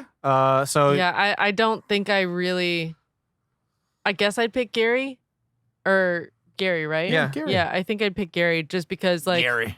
he was the only one that was nice, and Actually nice. I like the kids at the actually hospital. nice. I liked him when he Yeah. screamed when he dropped the gun. So, it's kind of funny to me. God. Moving on to qualms. Sure. Qualms. Corey has a lot to say. Or wait, hold on. Caitlin put up a hand. Super rats. Okay, you know what? I really liked it because they brought it back as like the only thing that could beat is super cats, and I was like, because fucking superheroes are super bad. I'm like, all right. But I No, was dude, like, it sucked because they never did anything with it. Yeah. No, they did they didn't show show. a giant fucking no, rat. when Oh, cool. They showed it. But, what was the point of when opening Bruce, your movie with when it? Bruce Wayne's parents died, some rats did scamper in the background. Oh. Well, I was gonna say when he's on there's the That's payoff. it. when he's on the phone call, and then you see a giant fucking rat next to one of the strumpets, as I would say. Yeah. Strumpets. Oh. Yeah, I've been playing a lot of Witcher, and that's what they're called, okay. strumpets. Strumpets. That's one of my qualms. Super the- The rat. super rats. Super rats. Yeah, they were. It was Why? it was like one of those. It's literally the rule in theaters, don't show a gun on stage unless you're gonna use it. It was super rats in the beginning of the film, the opening. So I'm like, oh, this must be important. And then the film ended, and I went, what the where were the super rats? What was the deal with that? This was Don't actually put them in. Don't put them in the movie. This was like the origin story for Ratman. Teenage Mutant Ninja Turtles. Yeah. The sewers is going to be where they live. God. It's actually in Gotham Well, that they grew up. And Which would for work. me, Batman for and me, Ninja it Turtles. related to when in Dark Knight Rises, they're saying like, oh, you're gonna find alligators in the sewers, and they're talking about killing Croc, and I'm like, It wasn't enough for me to Yeah. tie those together, though. Yeah, it was pretty far reach. That super bothered me. What? I got miffy about something like that was a mole on the neck. Talk about it. That's the No, point. I can't remember what it was. It was the blood. It was the CG Josh, blood. go. Oh, the CGI blood. There we go. Yeah, I not that it's a qualm in that like it took me out of the moment being like, is that CGI? That's What was CGI. CGI? What are they? The The blood. blood on his face. Every time there was blood on his face, it was CGI'd Oh, I didn't notice. because it just Some didn't. David Fincher-esque shit. It wasn't the right It's so you can get it color. perfect every time. Color? right. Just like the lighting on it just wasn't correct. And my eye immediately picked up on that. And it was Then they probably need to just get because Fincher's like guys in there. having the white makeup, having to splatter blood on it, continuity, like it was Well, just I think the made main more sense the to main CGI point it. to use it was so that the blood would splatter in the exact way they wanted it Exactly. to do. Yeah. And because There's a really interesting. Go ahead. Sorry. okay, you done? Okay. No. I have a delay on Yeah, no, I my was end, gonna so say, we started talking at the same time. Everyone at Oh, I home, there's see. a delay. That's why Corey's not an asshole. It's just a delay. But every time the blood splattered, it would be like the first time it was like half of his body. Right. And so like I'm assuming they wanted that for specific reasons versus it just being like Christian Bale with Jared Leto's head in American Psycho were just fucking splats. But even then, like he wipes it off in such a way. So, but this, like, I think they wanted to have the shot where it's like half of his body is covered in blood, and what's going to be the other half. So, Right. but Corey, there's now a lot go of. Well, I was going to say that Fincher does the same thing. If you ever watch the movie Zodiac, none of the blood in there is practical. It's all CGI. And his point was, to save time on production. They don't have to reset every single time the squibs, all that kind of stuff. Yeah. But then Yeah. he can get it exactly how he wants it in post And be done. every single time. They could do the take after take after take after take. Go home, find the perfect take, and then add the blood after. Wow. Yeah, and I mean those are comparable films because like Especially on a low budget like this. exactly Yeah. 55 million, baby. Yeah. 55 million. Yep. So low budget. Yeah, I didn't pick up on the fakeness of it, I guess. So maybe it worked. The only time for I me. did was when he coughed on top of the Yeah, cop car. that's the only time I saw it too. Is it was like exact perfect cough, and it like had like video game bloody, where it's like It like moved Oh. moved the perfect the way it floated was like Yeah. Oh. Any other qualms? yeah. I have one. Unless you want to go first, Corey. No, I'm gonna vomit. in here, like Well, then we'll cap you off. So go ahead, Corey. yeah. The No, go ahead. oh, okay. One thing was like I don't know how I felt about like needing to include Bruce Wayne's like origin story or like Batman's origin kind I of in think there. they don't. They don't, and it's something because it's funny. Like going into it, that was the last thing I was expecting. But before I'd seen this, I already didn't like that. We keep getting we keep seeing different perspectives of the exact Dude. same origin story in So wait, every The crime goddamn alley Bruce Wayne scene. Have you seen the based meme movie. with that where the Spider-Man's like, "Hey, I think we've killed Uncle Ben multiple times. Let's stop doing that." DC, can we put it into Wonder Woman too? Is there a way for Yeah. us to Fit that in. And I was So like, when they came out of the theater and I saw Zorro, I was like, wow, we don't need this in here, Yeah, man. we don't need like, this in here. I That's- I get 100% what- predicted that though. I was like, I guarantee whatever happens, the implications that Joker did something is going to affect the. I get oh, the yeah. overall. When the riots started, dude, I was like, it's gonna happen. Yeah. I didn't need it, but it's gonna happen. I didn't need it, but it's like I get. Like, are they planning to do more with it? Is it like Here, are I'll they go- trying to tell me you're trying to give me some profound Batman stuff I on will- top of? I will say though, Yes. the dope thing. If we could compare all of the deaths of them, there was flames in the background. So I was like, hell yeah, fucking and, metal. and there were Super flames rats. and super rats. Yep. Hell yeah, fucking metal. Especially Corey. since that night I went So and saw. well, it leads into one of my qualms ahead. actually, and because Tom, I think you said it really. I really liked your perspective on Thomas Wayne and how he's shown in the movie. But for it's me, garbage. but it's trash. No, no, I really respect that. But for me, my experience, anytime the Waynes came into it, it took me out of the film.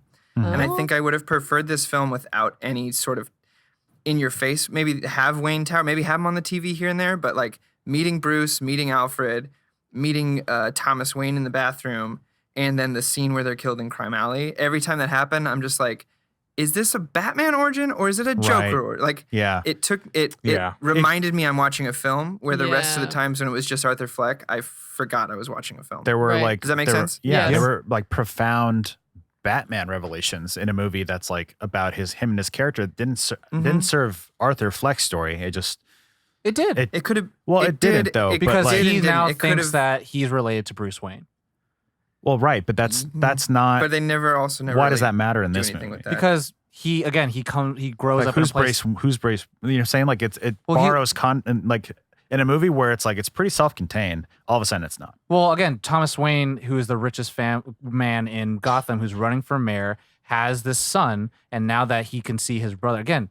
Arthur Fleck is growing up in a place where he doesn't feel like he has anybody. And so the fact that he has some family, it's the big plea in the bathroom. It's like, I don't want anything from you. I just want some warmth and some fucking decency. Yeah. No, I get that. It could have been like any character. It would have been better if it was Murray. Yeah. Oh, that would have been interesting. I think that would have been cool. And she worked on his show. Yeah. It's like, I'm not and was writing him. And then a roundabout way, he doesn't know it, but he invites him to the show. And that's kind of why he... Yeah. I mean, and seeing his dad make fun of him on TV. And that would add to like a social norm that we have where we want to just connect with celebrities as if we are their family. And so that's a cool commentary on that too. Yeah. I think I would have been happier with that over the Waynes. I'm fine with both still. Like I thought it was really cool to be like, oh my God, he's Batman's brother. But like I can see how like it would be really cool if it was Murray too. I mean, for me, sorry, go ahead. For me, with this, it was kind of like I all love and respect for Burton's Batman, but I fucking hate the fact that Joker kills his parents. Because spoilers, everyone. But like this was 30-year-old movie. Yeah. For this, I was just, like, I don't like the fact that Joker ever gets connected with it. But for this, I was kind of like, let's just see. And then for me, again, for the prism of the fact of like they're drawing the picture of like there is a disparity of the wealth and the poor or the broke, whatever. Kill the rich. And so it's like, oh, okay, cool. And it's like, how do you do that? And you use again elements from the world that you have. But the Murray thing, like it's a completely fictional character made for this film, which like it totally would have worked too. So either way. But one thing that's like, it actually belongs in the favorite parts, but like seeing, like I bought the descent of society, like into the riots and stuff a lot more than I did even in like Dark Knight Rises. Yeah. Like it felt more natural, felt more organic. Well, Dark Knight Rises was like, boom, Bane owns place, we're fucking going riot. This was kind of like. That was a very unique story in Dark Knight Rises, but in this, like it felt organic. You saw it happen. I was talking to my roommate about that and I said like, there has never been a film I think that captured like the effects of one character affecting their city as well as this did. Yeah. That permeated through like, with Dark Knight, it's like you see the copycats, but you don't see it as well done as the Joker film. Right. Like you hear about Iron Man and how he keeps affecting the world at large, but you don't see those effects. I actually felt that the way that he rallied the city into riot was what made me feel it was more comic booky, actually. Interesting. Maybe it's a personal thing, I'm not sure, but when it was like, kill the rich, immediately I was like, it actually took me out of it a little bit because I was just like, what? No, people. It was really quick. People die like this all the time, especially in right. Gotham. And no, I just mean in our world sense. Oh yeah, but especially in the world that they're building. Right. So it's supposed to be crime infested. Crime infested already, and it feels like Joker was the jumping off point of jumping off point of all this crime, rather than it already being very intrinsically there. Because really, all that we see of crime, quote unquote, wise that he has to deal with is like teenagers being shitheads and then Wall Street dudes being pricks. Like we have there's no like real crime that's going on until Joker kills 3 people, and then all of a sudden everyone's like, burn cars in the streets. There's not a lot of crime that we kill people, kill the cops. I mean that's also maybe they should have used their opening scene to talk about that instead of giant fucking rats. Right. Could have been. That would have been a great way to make, for me personally, the riots, the movement to riot and kill the rich in the newspapers a little more believable. Well, to that point, to a discussion, rather than discussion, it's like that's what I think that's what Arthur's talking about on the show, where he's like, so I killed 3 guys. Who gives a shit? If I died, you guys walk over me. The news is too busy talking about rats, right? And I think that's more the thing where it's like we're supposed to absorb this media that's not talking about the actual issues, right? Talking about rats that don't fucking exist. But that was kind of a one line that happened very quickly, rather than making it more of like a stance of his. I think that's I would say that's a good point because like it is again for me it's like this giant climactic point. So he's gonna blah, blah, blah, blah, boom. It's like oh okay this is it. Like this is his actual monologue motif or his actual motto in life. Corey, any more qualms? Yeah.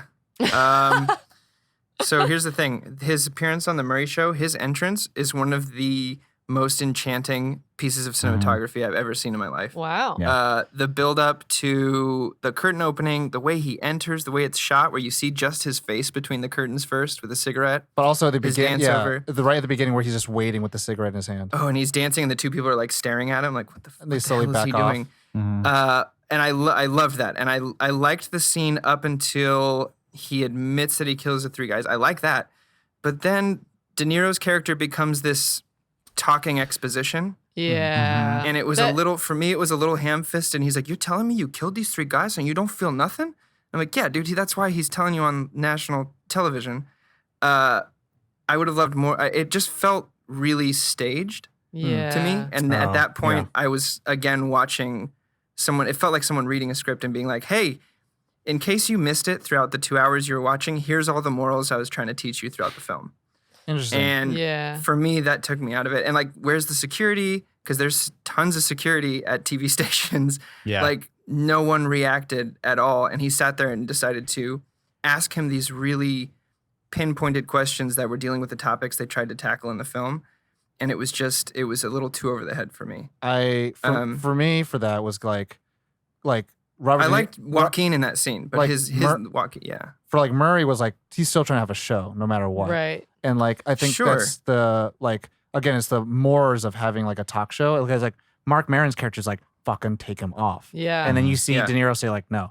And like again I think I talked about this before where it's like that happened with Oprah Winfrey's show where she brought in white nationalists. Yeah. And then they Oh. took Lost control over of the show. they took over the show where it's like that's again like it's was it's just- the social responsibility that like in our like 2019 world that wouldn't happen in a 1980s Gotham. To me, that's kind of like it And bought like, me in for that. I love the concept of it. And I think it was just the dialogue Yeah. like that I have an issue with, the way it was written, the types of questions he was asking. I agree with that. Yeah. a I little liked bit, the idea of him going on the talk show and admitting that and having him try to carry on this show and maybe even keep him there long enough for the police to To arrive. show up. Yeah. But it was just the way the lines were written, De Niro's lines were written, and to have an actor of that caliber, give him a little more meat would have been nice. Yeah. I mean, to me, I likened it because I like. because yeah. it wasn't as like to me like more hand-fisted is Bane's like monologue of like you the people I'm giving the city the power of the city to you versus like But it's I'm- better written. to me it's like I'm getting a said recorded confession so we can call the police and get them out of here. Mm. Like Yeah. to me that's kind of like the thing. I where- just keep going back to hearing that line in my head. So you're telling me you killed these three people and you don't feel nothing? and then he gets Like, he gets a confession and then he calls the police. That's where like was- for me it's like he didn't call I the police. He did. He said like call the police now, and then he says, Oh, yeah, and then yeah. he says, and then he does the joke and kills him. And like It was that's- it was a little too over the head, I guess, for me. For my experience. It took me out of the film. Yeah, for me, it was the other thing I fine. have an issue with is the entirety of the Zazie Beetz arc relationship. ish. Really? Yeah. What? I either could have done with a little more or not at all. And here's my reasoning. To start it off, Zazie Beetz is a phenomenal actress. If you haven't watched Atlanta, after this episode, go run to your TV, get FX, watch Atlanta. Like, It's probably the only she's place an you can watch her. amazing actress. That and Deadpool too. That wasn't going to. Unfortunately, but Yeah. more and more hopefully, because she's a phenomenal actress and she steals every scene she's in Atlanta. For me, it was just a storyline that I've seen played out in a lot of other movies better, including Taxi Driver, Machinist, stuff like that. And what I think would have changed it for me is that scene where she comes in and she's like, "Your name's Arthur, right?" First of all, I already know what's going on at this point. I already get that he's imagined the whole thing. The minute she says, "Your name's Arthur," you're in the wrong apartment. I didn't need the flashbacks, and I think I either would have loved to see the scene play out a little longer rather than have flashbacks. Doesn't have to be much, but I would giving have her loved him to something to do. say. I would love him to have dialogue at that point. Right. Yeah, and her. I mean, I think she's just criminally underutilized in this film as for her caliber of acting. Oh, sorry. No, that was kind of it. I was just gonna go back to it's one of those moments that the It didn't seem flashbacks to- took me out. she didn't seem to like impact his life too much. Like they gave him Right, those 'cause like she's not there. They gave him like the great date night or whatever Yeah, that well, was. for me, what that was like, so far, like the crazy thing is that after he kills the 3 guys, he goes into her apartment and kisses her, and then allegedly probably sleeps there, right? Yeah. And after that, when he starts bombing at the comedy show, like she's his saving She's grace. laughing. And they go on a date and whatever the hell they do. And I will say to the point, like, yeah, you do see it, and I think the machinist does it because Taxi Driver doesn't do that really. No. But the same kind of the Taxi Driver ideal. in the same line is more like the woman is kind of like the spawn or the spur of like the madness happening, and it's like Exactly. kind of the through line of like why he does anything, as well as like his saving grace. But with this, I would say an interesting thing that I felt like was poignant was the fact that like I think we kind of have us or like around the table as well as over the interwebs, Corey. We're a little film literate. I think it is like too easy for us to pick that up. But I will say, like, from my experiences, sometimes I've seen people who are like, I didn't get it until I got a flashback. Yeah. And so, like for me personally, I love that. That was actually one of my like, that would be, I would say, in one of my favorite parts. Yeah. My issues with it. Yeah. Just talking. So for me, I either would have liked more of it, more of the relationship, rather than the few scenes we got, because if it really is in his head, you can do kind of whatever you want with it and add a little more. You could do is take away from the mom and do more of her. Right. And then let that scene play out instead of the flashbacks. Yeah. Because I think you have 2 high caliber actors. I think you could do a really interesting scene within that apartment. And I think that was a missed opportunity. I think there would have been better at the diner when they're at the end of the date and just do a little bit more back and forth of like him talking about what he actually goes through and feels like. Yeah. Like, I mean, been great. But the thing is, like, it gets like Taxi Driver territory where he's like, I hate people. It's like, all right, we get it. Yeah, right. Yeah. I think I just needed either more time with her or I could have done without it. Sure, I think I get you. is where I'm feeling on that line. The last thing I'll say, and it sounds like I hated this movie, which I didn't. I really liked this movie. I just wasn't in love with it. That's all. It's okay. You can shit on things I like. It's fine. It's okay. You shit on the things I like. Italian shit. Fellowship of the Ring is still 4.8. Guardians of the Galaxy. So the last thing I'll say about this, and again, this is like Joker said, it's all subjective. For me, like Caitlin, like we all have at this table, we've all dealt with our own throes of people we know with mental illness and stuff like that. And for me, I don't think this movie said anything as profound as it was trying to. And I left the movie really trying to figure out if there was anything beyond the surface level stuff we got about it. And I would have liked them to either focus more on it and even step away from the classism a little bit or focus more on the classism. It just felt like it was, for me, my personal experience felt like it was trying to tackle too many issues. Yeah. Like too many things and say too much. And in doing so, it didn't say enough of either. Yeah. And that's kind because I one line I loved too, and like I don't want to take away from that because I think, starting dialogue around mental health is brilliant. And I think with the one line he wrote in his journal where the thing about mental health is people want you to act like you don't have it was very poignant. And I would have liked to see more of that. We get the one scene in the bus and then the one scene with his manager. With not even his manager, because his manager is kind of just talking about how people don't like him. I like you, but I don't like you kind of thing. The other one was the guys on the subway. Right. Because they don't understand his condition. And I think I would have liked them to dive into that a little deeper, I guess, where even, even his mom could have even, she starts to dive into it where how can you do it if you're not funny? Oh, it would fucking kill me. Fucking hurt the fuck out of me. And I loved that. So for me, I think I just would have liked it to take a deeper dive, if that makes sense, into those issues. Yeah, makes sense. Because, and I'm going to bring it up again, focus on one. So I've just seen other movies, and this is my own baggage too. I've seen other movies handle those topics in a way that I thought was taking a bigger stance on it and saying a little something, kind of taking me by the shoulders a little more and shaking me and be like, you need to pay attention to this. So you do want the over the head, hit you over the head thing. No, I don't want over the head. And that's kind of there's a difference between hitting you over the head and talking Diving about it in into a it. more serious manner. Yeah. What were you gonna say, Ali?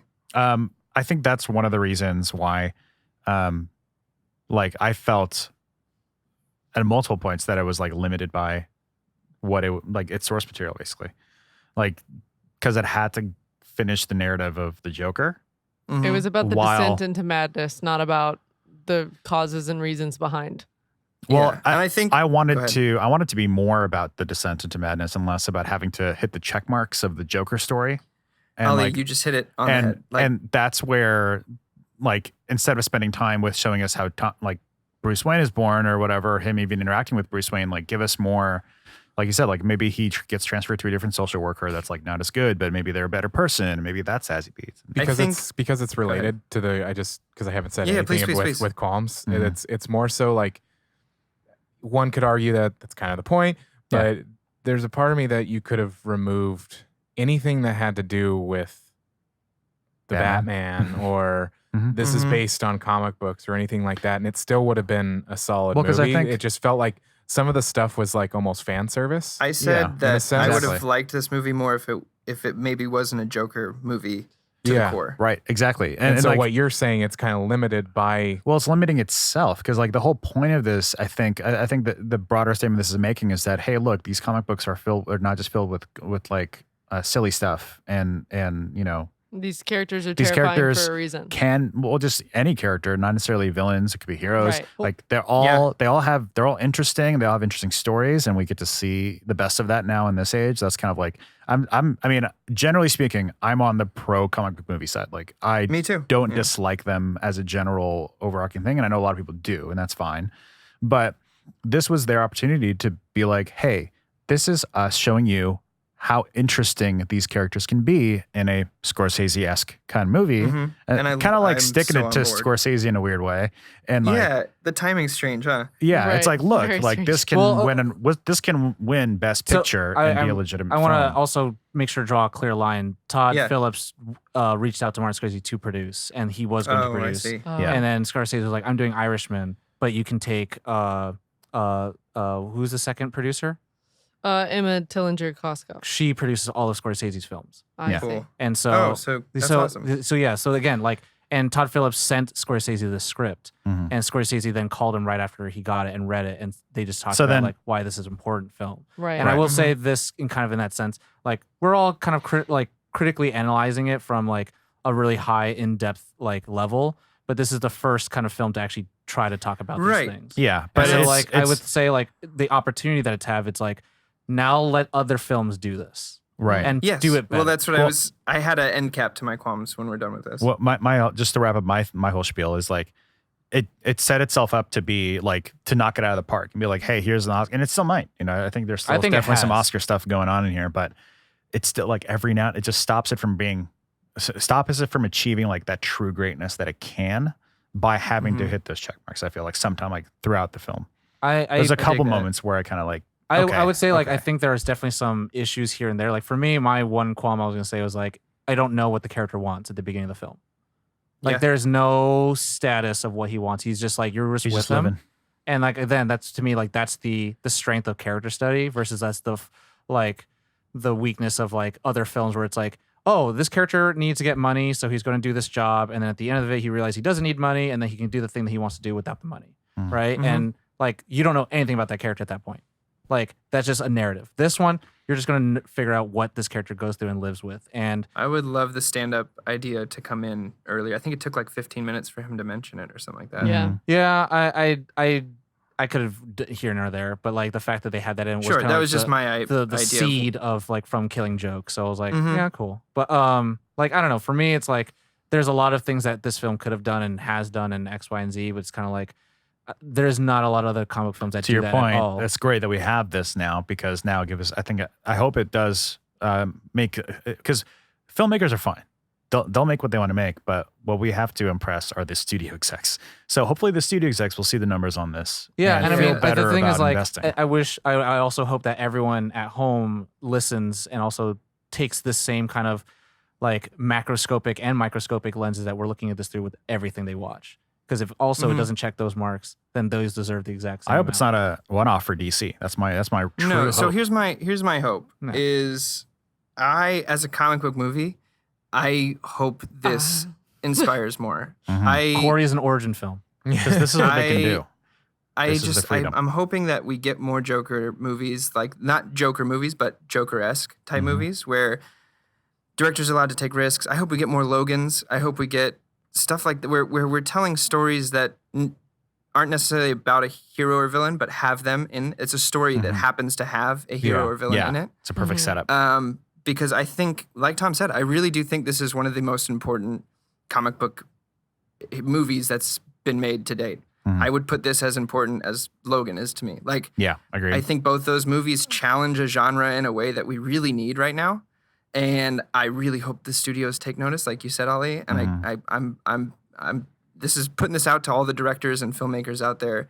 Please make more of these Like because we need them. the tough thing is always like this is a dissection of the character, and the thing is Sure. like what Man of Steel showed us that no one likes seeing that, and that's the shitty thing about it. And it's Yeah. like Yeah, but we also have something like Logan, which is still a dissection of a character, and it did great. And it's honestly it's my second favorite superhero film of all time. And I would say like you can do characters that are further on than just like Joker and like Batman and all the titular characters like Clayface and how he has no real form, and you could talk about body dysmorphia and stuff like I'm that. dying to see a Mr. Freeze movie. And so like there's things like that where like you can start talking about these things at large, but like they have to be the smaller scope films. They can't be They the have, blockbuster. yeah, I mean, you got to keep it simple Not because every that's single thing needs to be a blockbuster. you need Tell an execs entry point, right? Like I'm hoping this will. I'm willing a lot more people saw this movie than have seen, like, I mean, obviously that's not true, but like that people who haven't seen like MC movies are probably a lot more open to seeing this movie. I would think that's venture. 100% untrue. You think The so? thing is about like, and I hate to say this, is like water in every country tastes good. All right, right. Like if you send one bottle of water and send to every country, it tastes good, right? Because Okay. it's the most massive appeal. Versus like this is a film that's kind of highly based in New York, in America's today, Mhm. and it's only might taste good to Americans. Oh, I see what you're saying. Do you know what I mean? Like this is such a specific story and trying to be. No, it's meant this kinda for tale. people who are like turned off by comic book movies specifically, like Yeah. that wouldn't want to watch like superheroes, capes and cowls and stuff. Oh yeah, no, I got Like- my mom, my aunt, and my There uncle you go. to all go. That's with all I me. mean. Oh, Like wow. they never see. Yeah, it just Superhero and films. that's kind of I think that's the end goal, right? Is that we want to make like these stories should reach a place where they're good for any audience that you would want to make it for. The tough thing is like you have to kind of. I think you have to have a basket, and there's going to Oh, be yeah. some fruits that some people don't like. There's not, I mean but that's the beauty of Fruits DC's like I DC don't know right how that now. fucking happened, but You set it up. I know. You said basket and then fruits. Yeah, fruits. So this is their advantage over Marvel, I feel like, and they need to really own it. Is like Mm. they can afford to be different, like have an auteur And do not like let the villain their die. own thing. Well, and like And make like the villains compelling. right, like anybody can go make their own version, you know, their own story with whatever character they like. You know, if David Fincher is Apparently drawn not. to a Have you villain. seen Fantastic Four? Well, I mean, Kidding. but you know, we all know the story with that. Yeah. But I mean, yeah, that's the thing where it's like, yeah, if DC kind of like just really like holds their ground of like, I think to me their cap would be dissection of villains. Like Yeah. doing a Catwoman alone would- film, like talk about how you get into the streets of Gotham, like, and she hangs around like a lot of the red light district and then becoming a thief. And then her father's like this master thief as well. But talking about like, how does one get into the life of crime? Right. how like cool would a Rogues Gallery series be? Yeah, Oh. it'd be cool, but like, and that's the thing where it's like these are not ever going to be called like they're going to be called comic book films, but they're not going to be called superhero films. So people are going to Right. be in for a rude awakening when they want a happy ending at the very end Right. instead of something that might be Mhm. unsettling. Because at the end, I would love it where almost every villain has a tragic ending because you know what? That's real. Like Yeah. it's the And the prism thing- of I what mean- the artist is looking through. Mhm. I'm all for it. My favorite, I've said it here a million times, my favorite comics are X-Men, and they challenge ideals. And that's what I like about this movie, is that it challenges you in a different way that you know, In a very different Avengers is way. never going to challenge you. In a fun parallel, when you were saying like, is this a Batman origin or is this a Joker origin? Like that's exactly what X-Men went through when they did First Class. Like, is Yeah. this a Magneto origin or is Oh, it? I'm not comparing them to the films at No, all. no, But like, no, that was a No, kind of no. a funny thing Except where it's for like Logan. the first slot was like Wolverine origins, and they were going to do Magneto origins, and then that became Yeah. First Class. Mhm. So then that's they kinda did funny. Wolverine. Oops. and, Yeah, so. Anywho. Anyway. So now time That's for it. rating. Yes. Yeah. Let's Time rate. for rating. So who's first is Josh. I feel like there's a Well, this smile. conversation. No, this conversation has been incredibly enlightening because there are some qualms that I'm like, oh, I didn't think about it. Yeah, interesting. I'm That's gonna why give I it a like 4. this show. 4? Yeah, I'm gonna give it a 4. Good solid 4. Sure. Who's next? Tom. 5. Mm. Immediate 5. Yeah, I know. Immediate 5. Kaylin's next. I'm gonna do a 4.9. Wow. Wow. Mainly because we were saying Subject that matter. subject matter, while they don't flesh everything out all the way, it was important for this to be a Joker movie. It was important for them to have Bruce Wayne in it, even though we thought it was super silly for it to be there. I thought it was because it got butts and seats to watch this movie and to care about what's happening in it. And even if it doesn't flesh out all of the topics all the way, it at least addressed them. Yeah. And not many movies are going to do that. And not many people, if you took out Joker, Batman, everything else, would go see this movie. Mhm. So Yeah. it gave, it blasted these topics I to will a say I have massive a list audience. of movies I can send you that do deal with these topics. Right, but how none many of them people are are going to go see them? And none of them are going to A be lot comic. of them. None of them are going to Like, be comic Usually films. Beautiful Mind, Machinist. Right, Anyway, right. But I'm saying a mass audience appeal, like general Sure. mass audience appeal. Not many people are like, I love Beautiful Mind. I love several of the movies that you just listed. But a lot of people are like, oh, that's a weird heady movie. Like, I'm not gonna go see that. Well, I mean, Like- also then there's a difference between, again, it's blockbuster versus industry film. And I think this falls in line with those industry films versus as a blockbuster. But this has some sense of mainstream appeal, Right. which other comic book mainstream appeal films don't do. Right. Yeah. So- I mean, I don't know if we would have covered it on the show, maybe, but This kind of film? if it wasn't if it wasn't Joker, yeah. We probably have not. Exactly. That is what makes me like this film more. Even if I find Josh goes back, it's 2. No. I'm just I'm really Sorry, having a Corey, hard time because Josh I has said a 4 and I was scrunching like, face now. no, I really Well, liked it a lot. but points, as we've said multiple times, it's just whose line is it? The points don't really matter. It's just whatever Except you mine and feel. Ollie's. Okay. 4.9. It's whatever That's you good. feel is right for you to say for the points. But yeah, I just think the way that this has all been concocted and the way that they did it, the topics that it brings up, I give it a 4.9 just because I was Sure. engaged the whole time and I feel like it addressed a lot of Josh important goes things. back. Ollie. no, I need to say something because I'm like, Go ahead. I've put this kind of on He's gonna myself and the way that I change it. think about He's my gonna rating change is it like, right now. I think it needs to be higher for me. I think it, because Okay. I'm realizing I wouldn't change much. Like when you guys were talking about qualms, I was Yeah. like, oh, wow. I see keep the qualm. super rats. That's the one super I rats. didn't notice. To be That was the perfectly point honest, one. I was like, I didn't notice. So what's your score? I think it, fuck. That's I not think a it would number. be a That's not a 4.9. number. 4.9. It's okay. 2 4.9. From a 4 to a 4.9? Wow. Yeah. Holy shit. It's a big Because I jump. realized that I wouldn't change. I'd change a couple of things. Yeah. Ollie? Mine is a 4.4. Mm. Corey's still the grump. Maybe lower. Yep. But 100%. between two, it was between 4.2 and 4.4, and I I couldn't thought you were going move. to say fucking 2.4. Like, what? It was between 2.4 and 5. Zero, 'cause I've it's seen not movies Dark that you've Knight. liked with higher numbers that have shot like an asshole compared to this. Corey? 3.4. Ooh. I knew. I fucking told. Didn't I? Okay, I so should've known. Caitlin and I watched this yesterday when we were recording, the day of recording. Oh, Dana told me. And I was like, Corey's going to be the grump. I guarantee it. I guarantee it. What gave it away? I just kind of felt like, again, this isn't like for a film that you haven't watched, Whiplash. This isn't your tempo. This is No, my I get this it. is my tempo for sure. That's Yeah. fair. But that you just knew it wasn't going to be my cup of tea. Oh, I knew for sure none of the people who are going to be in studio are going to be the grump. It's going to be Corey for sure. Wow. Wow. Even though I love movies like King of Comedy and Taxi Driver? No, I just knew. Wow. Wow. And that also, was- I think like we have a little bit of hindsight. I'm not saying I'm trying to disparage any numbers and all that stuff.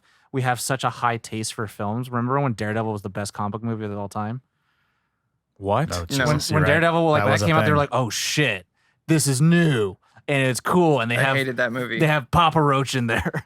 Like that was like Papa that. Roach! But now we get like, I mean, and that's kind of again, it's a high rent problem where it's like now we get Academy noms for things. We have The Ledgers, we have we have Endgame, we have things like that. We have Black Panther, and we have Captain Marvel. But like now it's like we're at You the got to point where go above and beyond. Yeah, we're and chomping be at the bit of it. Perfect. yeah. Yeah. And so like, and then, so I mean, Well, not necessarily. I don't think you have to be perfect. I just didn't agree with the way the topics were addressed in this film.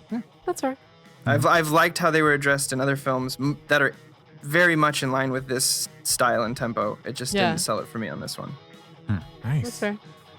All so right, then. that wraps it up. I'm complete. Yeah. I feel complete. Feel complete? Yeah. I could talk for days for this. Of course. Same. Yeah.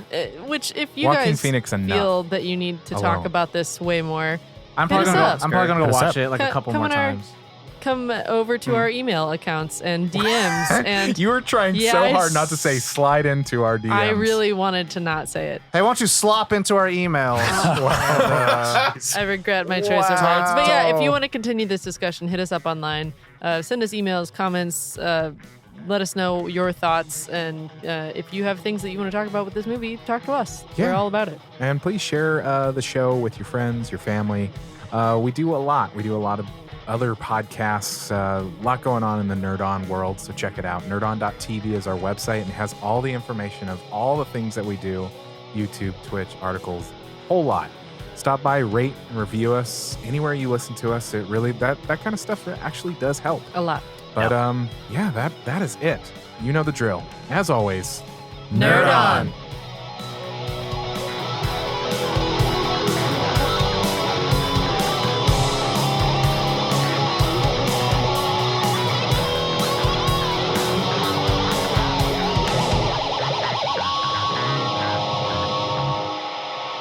Ending broadcast.